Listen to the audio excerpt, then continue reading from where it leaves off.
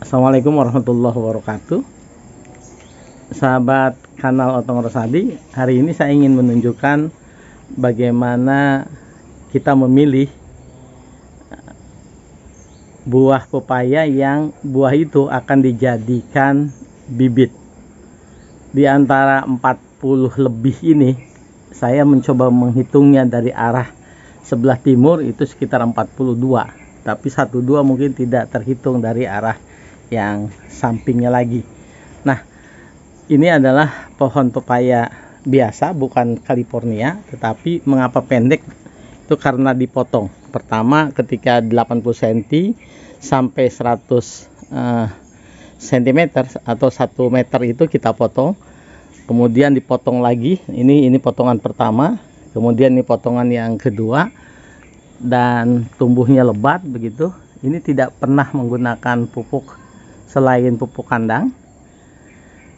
Kita akan memilih bibit yang berkualitas. Saya mempelajarinya secara otodidak begitu melalui beberapa kanal YouTube, bahwa pastikan yang buah yang terbaik adalah buah yang akan kita pilih. Saya sudah memilihnya 4 yang terbaik.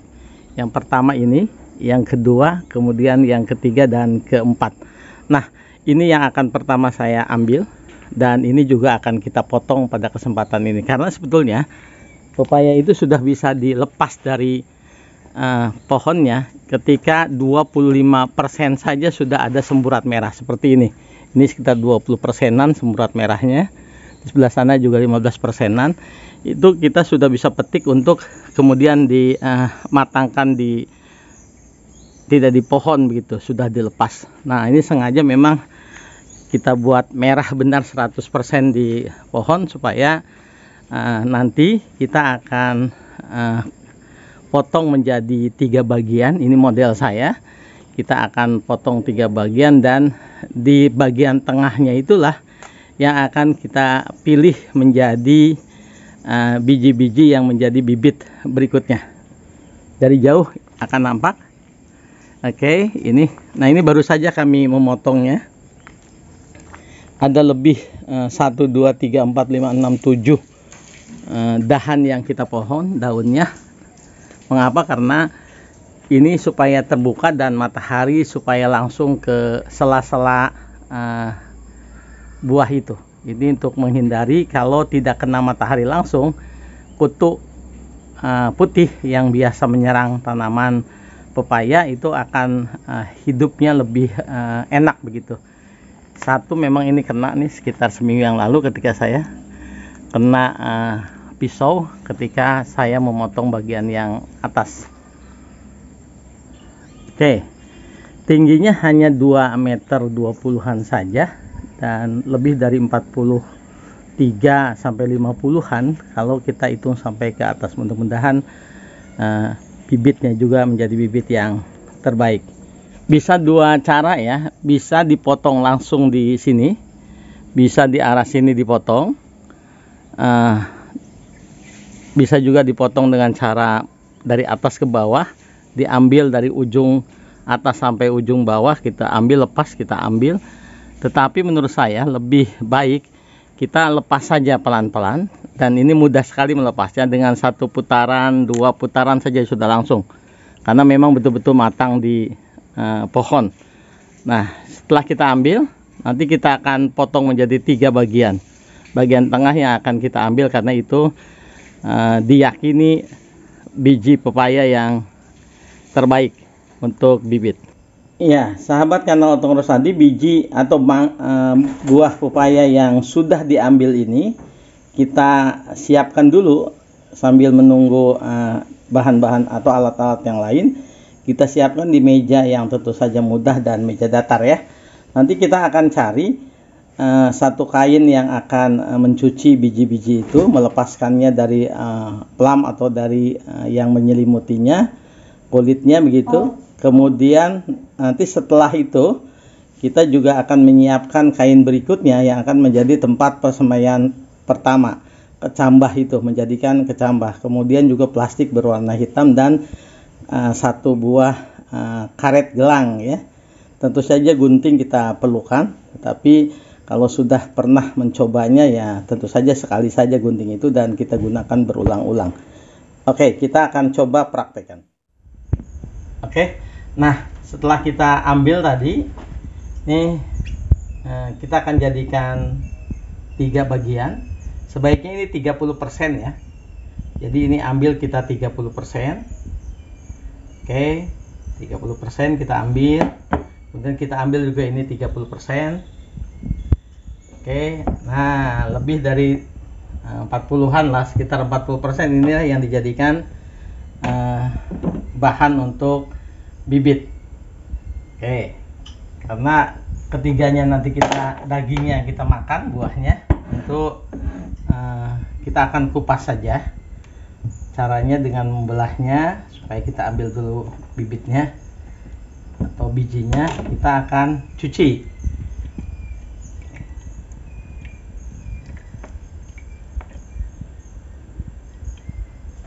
Nah, ini Insya Allah ini manis banget ini. Manis banget. Ini kan kita buat sore harinya hari Sabtu, jamnya sekitar jam 5. Kemudian besok mulai awal Ramadan, untuk muslim yang menggunakan metode ru'yatul hilal. Tapi teman-teman yang sebagian yang sudah berpuasa menggunakan perhitungan juga sudah mulai puasa ini. Nah, kita menjelang awal Ramadan, besok tanggal 3 di bulan April. Nah, ini cuci sebersih-bersihnya, dicuci terus saja sambil terus dipecah. Yang apa tadi saya bilang itu sebetulnya pulp atau pulp. Pulpnya itu betul-betul dicuci bersih. Oke, tidak harus seluruhnya dipecah-pecah pulpnya, karena nanti kita akan pecah dengan cara yang khusus. Oke, nah kita nanti ini berpindah ke air yang mengalir. Oke, kita pindah ke sana. Nah, ini kan ada sebagian yang mengapung ya.